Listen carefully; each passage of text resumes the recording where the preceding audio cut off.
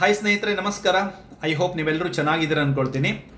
Last ವಿಡಿಯೋದಲ್ಲಿ ನಾವು ಮಾತಾಡಿರೋದು ಯೋಗ ಮತ್ತು ನ್ಯೂಟ್ರಿಷನ್ಸ್ ಎಷ್ಟು ಇಂಪಾರ್ಟೆಂಟ್ ಅಂತ ಹೇಳಿ ನಾವು ಮಾತಾಡಿದ್ದೀವಿ. ತುಂಬ ಜನ ನಾವೇನು ಮಾಡ್ತಾಯಿದ್ದೀವಿ, ಯೋಗ ಮಾಡ್ತಾಯಿದ್ದೀವಿ, ಜಿಮ್ ಮಾಡ್ತಾಯಿದ್ದೀವಿ, ಎಕ್ಸಸೈಸ್ ಮಾಡ್ತಾಯಿದ್ದೀವಿ, ವಾಕಿಂಗ್ ಮಾಡ್ತಾಯಿದ್ದೀವಿ, ಎಲ್ಲ ಮಾಡ್ತಾಯಿದ್ದೀವಿ, ಊಟನೂ ಮಾಡ್ತಾಯಿದ್ದೀವಿ, ಏನೇನೋ ತಗೊಳ್ತಾ ಇದ್ದೀವಿ. ಬಟ್ ನಮ್ಮ ದೇಹಕ್ಕೆ ಯಾವ ಯಾವ ನ್ಯೂಟ್ರಿಷನ್ಸ್ ಎಷ್ಟೆಷ್ಟು ಪ್ರಮಾಣದಲ್ಲಿ ಬೇಕಂತ ಹೇಳಿ ಎಷ್ಟೋ ಜನರಿಗೆ ಗೊತ್ತಿಲ್ಲ. So thank you so very much. ಒಂದಿಷ್ಟು ಜನ ನನ್ನ ಇನ್ಬಾಕ್ಸಲ್ಲಿ ತುಂಬ ಜನ ಕ್ವೆಶನ್ಸ್ಗಳನ್ನು ಕೇಳಿದ್ದೀರಿ. ನ್ಯೂಟ್ರಿಷನ್ಸ್ ಅಂದರೆ ಏನು, ಎರಡನೇದು ಜೀರ್ಣ ವ್ಯವಸ್ಥೆ ಅಂದರೆ ಏನು, ಯಾವೆಲ್ಲ ನ್ಯೂಟ್ರಿಷನ್ಸ್ ಬೇಕು, ಎಷ್ಟು ಪ್ರಮಾಣದಲ್ಲಿ ನ್ಯೂಟ್ರಿಷನ್ಸ್ ನಾವು ತಿನ್ನಬೇಕು, ಸೊ ನಮ್ಗೆ ಹೇಗೆ ಗೊತ್ತಾಗುತ್ತೆ ನ್ಯೂಟ್ರಿಷನ್ ಡಿಫಿಷಿಯನ್ಸಿ ಆಗಿದೆಯೋ ಅಥವಾ ನ್ಯೂಟ್ರಿಷನ್ ಸರಿಯಾದ ಪ್ರಮಾಣದಲ್ಲಿ ನಮ್ಮ ದೇಹದಲ್ಲಿ ಇದೆಯಾ ಅಂತೇಳಿ ಹೇಗೆ ಗೊತ್ತಾಗುತ್ತೆ ಅಂತ ಹೇಳಿ. ಸ್ನೇಹಿತರೆ, ನಿಮ್ಮೆಲ್ಲ ಕ್ವೆಶನ್ಸ್ಗಳಿಗೂ ಆನ್ಸರ್ ನಾನು ಮಾಡಲಿಕ್ಕೆ ಪ್ರಯತ್ನ ಪಡ್ತೀನಿ. ನ್ಯೂಟ್ರಿಷನ್ಸ್ ಫಸ್ಟು ನಾವು ತಿಳ್ಕೊಳ್ಳಿಕ್ಕೆ ಹೋಗೋಣ. ನ್ಯೂಟ್ರಿಷನ್ಸ್ ಅಂದರೆ ಏನು ಅಂತ ಹೇಳಿ. ಫಸ್ಟ್ ಆಫ್ ಆಲ್, ನಮ್ಮ ದೇಹಕ್ಕೆ ಬೇಕಾದ ಶಕ್ತಿ ಬೆಳವಣಿಗೆ, ನಮ್ಮ ದೇಹದ ದುರಸ್ತಿಗೋಸ್ಕರ, ನಮ್ಮ ದೇಹಕ್ಕೆ ಬೇಕಾದ ರೋಗ ನಿರೋಧಕ ಶಕ್ತಿ, ಇದೆಲ್ಲವನ್ನು ನಾವು ಎಲ್ಲಿ ಪಡ್ಕೊಳ್ತಾ ಇದ್ದೀವಿ? ಆಹಾರದಿಂದ ಪಡ್ಕೊಳ್ತಾ ಇದ್ದೀವಿ. ಈ ಆಹಾರದಿಂದ ಪಡ್ಕೊಳ್ಳೋ ಪ್ರಕ್ರಿಯೆಗೆ ನ್ಯೂಟ್ರಿಷನ್ಸ್ ಅಂತ ಕರಿತೀವಿ. ಹಾಗಾದರೆ ಈ ನ್ಯೂಟ್ರಿಷನ್ಸಲ್ಲಿ ಎಷ್ಟು ವಿಧ ಇದೆ, ಎಷ್ಟು ಕ್ಯಾಟಗರಿ ಇದೆ? 2 ಕ್ಯಾಟಗರೀಸ್.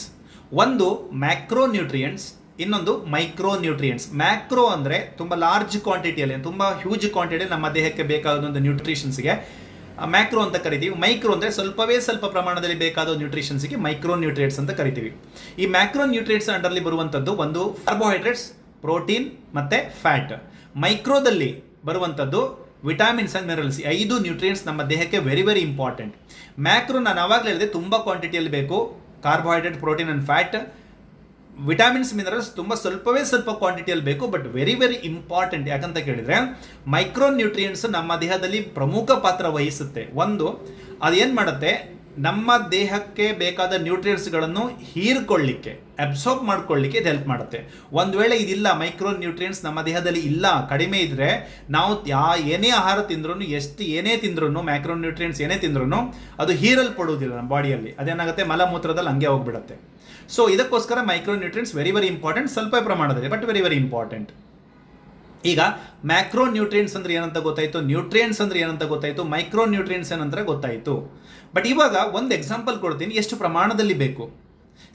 ನಮ್ಮ ದೇಹಕ್ಕೆ ಎಷ್ಟು ಪ್ರೋಟೀನ್ ಬೇಕು. ತುಂಬ ಜನ ಸುಮ್ಮನೆ ಪ್ರೋಟೀನ್ ತಿಂತೀವಿ, ಎಗ್ ತಿಂತೀವಿ, ಮತ್ತೊಂದು ತಿಂತೀವಿ, ಮೊಗದೊಂದು ತಿಂತೀವಿ, ಎಲ್ಲ ತಿಂತೀವಿ. ಬಟ್ ಎಷ್ಟು ಪ್ರಮಾಣದಲ್ಲಿ ಪ್ರೋಟೀನ್ಸ್ ಬೇಕು ನಮಗೆ? ಒಂದು ಎಕ್ಸಾಂಪಲ್ ಕೊಡ್ತೀನಿ. ನಾನೀಗ 70 kg of my body weight ಇದ್ದರೆ ನನಗೆ ಪ್ರತಿನಿತ್ಯ 70 ಗ್ರಾಮ್ ಪ್ರೋಟೀನ್ ಬೇಕು. ಅಂದರೆ 1 gram protein per kg weight. ಅಂದರೆ ನನ್ನ ಬಾಡಿಯ 1 kg ವೆಯ್ಟಿಗೆ 1 ಗ್ರಾಮ್ ಪ್ರೋಟೀನ್ ಬೇಕು. ನಾನು 70 kg ಇದ್ದರೆ 70 ಗ್ರಾಮ್ ಪ್ರೋಟೀನ್ ಬೇಕು. ಮಾಡರೇಟ್ ಎಕ್ಸಸೈಸ್ ಮಾಡಿ, ಮಾಡರೇಟ್ ಯೋಗ ಮಾಡೋರಿಗೆ ಇಷ್ಟು ಸಾಕಾಗುತ್ತೆ. ಇಲ್ಲ, ನಾನು ತುಂಬ ಜಿಮ್ ಮಾಡ್ತಾ ಇದ್ದೀನಿ, ವಾಕಿಂಗ್ ಮಾಡ್ತಾ ಇದ್ದೀನಿ, 1-2-3 ಅವರ್ಸ್ ವರ್ಕೌಟ್ ಮಾಡ್ತಾಯಿದ್ದೀನಿ, ಹೆವಿ ವರ್ಕೌಟ್ ಮಾಡ್ತಾ ಇದ್ದೀನಿ ಅಂತ ಹೇಳಿದರೆ ಮಿನಿಮಮ್ ನಿಮಗೆ 1.5 gram of protein kg body weight ಅಂತ ಹೇಳಿದರೆ 70 kg ಇದ್ದರೆ ಆಲ್ಮೋಸ್ಟ್ ನಿಮಗೆ 100 ಗ್ರಾಮ್ ಪ್ರೋಟೀನ್ ಬೇಕು. ಹಾಗಾದರೆ 100 ಗ್ರಾಮ್ ಪ್ರೋಟೀನೇ ತಿನ್ನೋದಾ? ನೋ, ಸಪ್ಲಿಮೆಂಟ್ಸ್ ಮಾತ್ರ ತಗೊಳ್ಳೋದಲ್ಲ. ಈಗ ನಾವೇನು ಮಾಡ್ತೀವಿ, ರೈಸ್ ತಿಂತೀವಿ, ರೈಸಲ್ಲೂ ಪ್ರೋಟೀನ್ ಇರುತ್ತೆ. ಚಪಾತಿ ತಿಂತೀವಿ, ಅದರಲ್ಲೂ ಪ್ರೋಟೀನ್ ಇರುತ್ತೆ. ನಾನ್ ವೆಜಿಟೇರಿಯನ್ ಆದರೆ ಎಗ್ ತಿಂತೀವಿ, ಎಗ್ಗಲ್ಲೂ ಪ್ರೋಟೀನ್ ಇರುತ್ತೆ. ಚಿಕನ್, ಮಟನಲ್ಲೂ ಪ್ರೋಟೀನ್ಗಳಿರುತ್ತೆ. ಆದರೆ ಸೋಯಾಬೀನ್ ಆಗಿರ್ಬೋದು, ದಾಲ್ ಆಗಿರ್ಬೋದು, ಇದರೆಲ್ಲ ಪ್ರೋಟೀನ್ಗಳಿರುತ್ತೆ. ಸೊ ಹಾಗಾದರೆ ನಮ್ಮ ಬಾಡಿಯಲ್ಲಿ ನ್ಯೂಟ್ರಿಯೆಂಟ್ಸ್ ಕೊರತೆ ಆಗಿದೆಯಾ ಇಲ್ಲೋ ಅಂತ ಹೇಗೆ ಗೊತ್ತಾಗುತ್ತೆ? ಸೊ ಇಂಡಿಕೇಶನ್ಸ್ 100% ಕೊಡುತ್ತೆ. ನಮ್ಮ ದೇಹ ಏನು ಮಾಡುತ್ತೆ, ಇಂಡಿಕೇಶನ್ ಕೊಡುತ್ತೆ. ಈಗ ತುಂಬ ಜನ ಇಂಡಿಕೇಶನ್ಸ್ ಕೊಟ್ಟರು ಇಗ್ನೋರ್ ಮಾಡಿಬಿಡ್ತೀವಿ ಇಂಡಿಕೇಶನ್ಸ್. ಅದೇನು ಗೊತ್ತಾಗುತ್ತೆ? ಹೇಗೆ ಗೊತ್ತಾಗುತ್ತೆ? ಡಾಕ್ಟರ್ ಹತ್ರ ಹೋದಾಗ, ಕಾಯಿಲೆ ಬಂದಾಗ, ಸೊ ನಾವು ಡಾಕ್ಟರ್ ಹತ್ರ ಹೋಗ್ತೀವಿ, ಡಾಕ್ಟರ್ ಬ್ಲಡ್ ಟೆಸ್ಟ್ ಮಾಡ್ತಾರೆ, ಮಿನರಲ್ಸ್, ವಿಟಾಮಿನ್ಸ್ ಟೆಸ್ಟ್ ಮಾಡಿದಾಗ ಅಲ್ಲಿ ಗೊತ್ತಾಗುತ್ತೆ ಯಾವುದಲ್ಲಿ ನ್ಯೂಟ್ರಿಷನ್ ಡಿಫಿಷಿಯನ್ಸಿ ಇದೆ ಅಂತ ಹೇಳಿ. ಸೊ ಅಲ್ಲಿ ನಮ್ಗೆ ಗೊತ್ತಾಗುತ್ತೆ. ಉದಾಹರಣೆ ಕೊಡ್ತೀನಿ, ಡಯಾಬಿಟಿಸ್ ಬರುವಂತಹ ಒಂದು ರೀಸನ್ ಏನು ಗೊತ್ತಾ? ಪ್ರೋಟೀನ್ ಡಿಫಿಷಿಯನ್ಸಿಂದ. 1 ದಿನ, 2 ವರ್ಷ, 3 ವರ್ಷದಲ್ಲಿ ಆಗಿರುವಂಥದ್ದೆಲ್ಲ, ಚಿಕ್ಕಂದಿನಿಂದ ಹಿಡಿದು ತುಂಬ ಜನರಿಗೆ ಏನು ಮಾಡ್ತಾರೆ, ಪ್ರೋಟೀನ್ ಡಿಫಿಷಿಯನ್ಸಿ ಇರುತ್ತೆ ಚಿಕ್ಕಂದಿನಿಂದ ಹಿಡಿದು. ಆ ಡಿಫಿಷಿಯನ್ಸಿ ಆಗ್ತಾ ಕೊನೆಗೊಂದಿನ ಏನಾಗುತ್ತೆ, ಡಯಾಬಿಟಿಸ್ ಆಗಿ ಕನ್ವರ್ಟ್ ಆಗುತ್ತೆ. ಸೊ ಇದಕ್ಕೆ ಪ್ರೋಟೀನ್ ಡಿಫಿಷಿಯನ್ಸಿ ಸಿಂಡ್ರಮ್ ಅಂತಲೂ ಕರೀತಾರೆ. ಡಯಾಬಿಟಿಸ್ ಅನ್ನೋದು ಕಾಯಿಲೆ ಅಲ್ಲ, ಇದು ಡಿಸಾರ್ಡರ್ಸ್. ಸೊ ಕಾಲಕ್ರಮೇಣ ಏನಾಗುತ್ತೆ, ಡಯಾಬಿಟಿಸ್ ಆಗುತ್ತೆ. ಒಂದು ಎಕ್ಸಾಂಪಲ್ಸ್ ನಾನು ಕೊಟ್ಟಿರೋದು, ಉದಾಹರಣೆ ಕೊಟ್ಟಿರೋದು. ಇವಾಗ ನ್ಯೂಟ್ರಿಷನ್ಸ್ ಅಂದರೆ ಏನಂತ ತಿಳ್ಕೊಂಡಿದ್ದೀವಿ, ಮೈಕ್ರೋ ಮತ್ತು ಮ್ಯಾಕ್ರೋ ನ್ಯೂಟ್ರಿಷನ್ಸ್ ಏನಂತ ತಿಳ್ಕೊಂಡಿದ್ದೀವಿ, ಎಷ್ಟು ಪ್ರಮಾಣದಲ್ಲಿ ಬೇಕು ಅಂತ ನಾವು ಪ್ರೋಟೀನ್ ಒಂದು ಎಕ್ಸಾಂಪಲ್ಸ್ ಕೊಟ್ಟು ತಿಳ್ಕೊಂಡಿದ್ದೀವಿ. ಹಾಗಾದರೆ ತುಂಬ ಜನ ಏನು ಮಾಡ್ತೀವಿ, ನಾನು ಆವಾಗಲೇ ಹೇಳಿದೆ, ವೆರಿ ವೆರಿ ಇಂಪಾರ್ಟೆಂಟ್, ತುಂಬ ಪ್ರಮಾಣದಲ್ಲಿ ಬೇಕಾಗಿರೋದು ಕಾರ್ಬೋಹೈಡ್ರೇಟ್ಸ್, ಫ್ಯಾಟ್ ಮತ್ತು ಪ್ರೋಟೀನ್. ತುಂಬ ಜನ ಈ ಫ್ಯಾಟ್ ಅಂತ ಹೇಳಿದ ತಕ್ಷಣ ಫ್ಯಾಟ್ ತಿನ್ನೋದಿಲ್ಲ, ನಾನು ಫ್ಯಾಟ್ ಬೇಡ, ಫ್ಯಾಟ್ ಆಗಿಬಿಡ್ತೀವಿ, ದಪ್ಪ ಆಗಿಬಿಡ್ತೀವಿ ಅಂತ. ಇದು ಮಿಸ್ಕನ್ಸೆಪ್ಷನ್. ಆ್ಯಕ್ಚುಲಿ ಫ್ಯಾಟ್ ತಿನ್ನೋದ್ರಿಂದ ದಪ್ಪ ಆಗೋದಿಲ್ಲ unless and until we consume right quantity and limited quantity. Okay, so very very important, ನಾವು ಎಷ್ಟು ತಿನ್ನಬೇಕು ಅನ್ನೋದು ಗೊತ್ತಿರಬೇಕು ನಮಗೆ. ಈಗ ತುಪ್ಪ ಅಥವಾ ಫ್ಯಾಟ್ ತಿಂದ ತಕ್ಷಣ, ಎಣ್ಣೆ ತಿಂದ ತಕ್ಷಣ ನಾವೇನು ದಪ್ಪ ಆಗಿಬಿಡೋದಿಲ್ಲ. ಸೊ ನಮಗೆ ಗೊತ್ತಿರಬೇಕು ನಾವೆಷ್ಟು ಪ್ರಮಾಣದಲ್ಲಿ ನಾವು ಕನ್ಸ್ಯೂಮ್ ಮಾಡಬೇಕಂತ ಹೇಳಿ ನಮ್ಮ ಬಾಡಿ ವೆಯ್ಟಿಗೆ ತಕ್ಕಂತೆ. ಸೊ ಹೆಲ್ದಿ ಮತ್ತು ಅನ್ಹೆಲ್ದಿ ಫುಡ್ಡಿಗೆ ನಮಗೆ ತುಂಬ ಗೊಂದಲಗಳಿದೆ. ಹೆಲ್ದಿ ಫುಡ್ಡು ನಾವು ಅಂದ್ಕೊಂಡಿರ್ತೀವಿ ಮನೇಲಿ ಮಾಡಿದ್ದೆಲ್ಲ ಹೆಲ್ದಿ ಫುಡ್ಡು, ಹೊರಗಡೆ ಇರೋದು ಹೋಟೆಲ್ಲು ಅಂಗಡಿಗಳಿರೋದೆಲ್ಲ ಅನ್ಹೆಲ್ದಿ ಫುಡ್ ಅಂತ ತಿಳ್ಕೊಂಡಿರ್ತೀವಿ. ಬಟ್ ಇದು ಮಿಸ್ಕನ್ಸೆಪ್ಷನ್. ಸೊ ಎಕ್ಸಾಕ್ಟ್ಲಿ ಏನು ಕೇಳಿದರೆ, ಯಾವುದೇ ಫುಡ್ ಆಗಿರ್ಬೋದು, ನೀವು ಒಂದು ಎಕ್ಸಾಂಪಲ್ ಕೊಡ್ತೀವಿ, ಒಂದು ಜ್ಯೂಸ್ ತಗೊಳ್ಳಿ, ಆ ಜ್ಯೂಸಿದ ಲೇಬಲ್ ಹಿಂದ್ಗಡೆ ಒಂದು ನ್ಯೂಟ್ರಿಷನ್ಸ್ ವ್ಯಾಲ್ಯೂ ಅಂತ ಇರುತ್ತೆ. Example sugar, protein and energy, XYZ, vitamin E, vitamin K, vitamin D, ಈ ರೀತಿ XYZ ಇರುತ್ತೆ. ಇದಕ್ಕೆ ನ್ಯೂಟ್ರಿಷನ್ಸ್ ವ್ಯಾಲ್ಯೂ ಅಂತ ಕರಿತೀವಿ ನಾವು. ಎಕ್ಸಾಂಪಲ್ ಇನ್ನೊಂದು ಕೊಡ್ತೀನಿ, ಸಮೋಸ ಅಂದ ತಕ್ಷಣ ನಮ್ಮ ತಲೆಯಲ್ಲಿ ಏನು ಬರುತ್ತೆ ಕೇಳಿದ್ರೆ, ಇದು ಈ ಫುಡ್ ಚೆನ್ನಾಗಿಲ್ಲ, ಇದು ಅನ್ಹೆಲ್ದಿ ಫುಡ್, ಅನ್ಹೆಲ್ದಿ ಡಯಟ್ ಅಂತ ಕರಿತೀವಿ. ಬಟ್ ಸಮೋಸ ಅನ್ಹೆಲ್ದಿ ಡಯಟ್ ಅಲ್ಲ, ಕರೆಕ್ಟ್. ಚಪಾತಿ ಮತ್ತು ಸಮೋಸ ಹೇಳಿದಾಗ ನಾವೇನು ಮಾಡ್ತೀವಿ, samosa unhealthy diet, chapati healthy diet ಅಂತ. ಇಲ್ಲಿ ಹೆಲ್ದಿ ಮತ್ತು ಅನ್ಹೆಲ್ದಿ ಇಲ್ಲಿ ಡಿಸೈಡ್ ಮಾಡೋಕ್ಕಾಗಲ್ಲ. ಬಟ್ ಇಲ್ಲಿ ಹೇಗೆ ಡಿಸೈಡ್ ಮಾಡಬೇಕು ಅಂತ ಹೇಳಿದರೆ, ಫುಡ್ ಯಾವ ಪ್ರಾಡಕ್ಟ್ ಅಥವಾ ಯಾವ ಮೆಟೀರಿಯಲ್ ಯೂಸ್ ಮಾಡಿದ್ದಾರೆ, ಆ್ಯಂಡ್ ಸೆಕೆಂಡ್ ಥಿಂಗ್ ಯಾವ ಪ್ರಾಸೆಸ್ಸಲ್ಲಿ ಮಾಡಿದ್ದಾರೆ, ಹೇಗೆ ಅದನ್ನು ಬೇಕ್ ಮಾಡಿದ್ದಾರೆ, ಕುಕ್ ಮಾಡಿದ್ದಾರೆ, ಆ್ಯಂಡ್ ಎಲ್ಲಿ ಮಾಡಿದ್ದಾರೆ, ಯಾವ ಎಣ್ಣೆಯಲ್ಲಿ ಅದನ್ನು ಕರೆದಿದ್ದಾರೆ ಅಂದ್ಬಿಟ್ಟು, ಇದಿಷ್ಟು ಮ್ಯಾಟ್ರ್ ಆಗುತ್ತೆ. ಎಕ್ಸಾಂಪಲ್, ಈಗ ಸಮೋಸ ಚೆನ್ನಾಗಿರುವ ತರಕಾರಿಗಳನ್ನು, ಅದರಲ್ಲಿ ನ್ಯೂಟ್ರಿಷನ್ಸ್ ವ್ಯಾಲ್ಯೂ ಕೊಟ್ಟು ಅದರಲ್ಲಿ ತರಕಾರಿಗಳನ್ನು ಆ್ಯಂಡ್ ಎಕ್ಸಾಂಪಲ್ಸ್ ಪನೀರ್ ಇಂಥದ್ದೆಲ್ಲ ಹಾಕಿ ಒಳ್ಳೆ ಮನೆಯಲ್ಲೇ ಮಾಡ್ಕೊಂಡು ತಿಂದರೆ, ಒಳ್ಳೆ ಎಣ್ಣೆಯಲ್ಲಿ, ತೆಂಗಿನ ಎಣ್ಣೆಯಲ್ಲಿ ಅಥವಾ ಒಳ್ಳೆ ಎಣ್ಣೆಯಲ್ಲಿ ನೀವೇನಾದರೂ ಮಾಡ್ಕೊಂಡು ತಿಂದರೆ, ಇದು obviously it's an healthy food. So ಅದೇ ಸಮೋಸ ನೀವು ಹೊರಗಡೆ ರೈಲ್ವೆ ಸ್ಟೇಷನಲ್ಲಿ ತಿಂದರೆ ಅನ್ಹೆಲ್ದಿ ಫುಡ್. It depends. ಯಾಕಂತ ಕೇಳಿದರೆ, ಪ್ರಾಸೆಸ್ ಹೇಗೆ ಮಾಡಿರ್ತೀನಿ ಅನ್ನೋದ್ರ ಮೇಲೆ ಡಿಪೆಂಡ್ ಆಗುತ್ತೆ.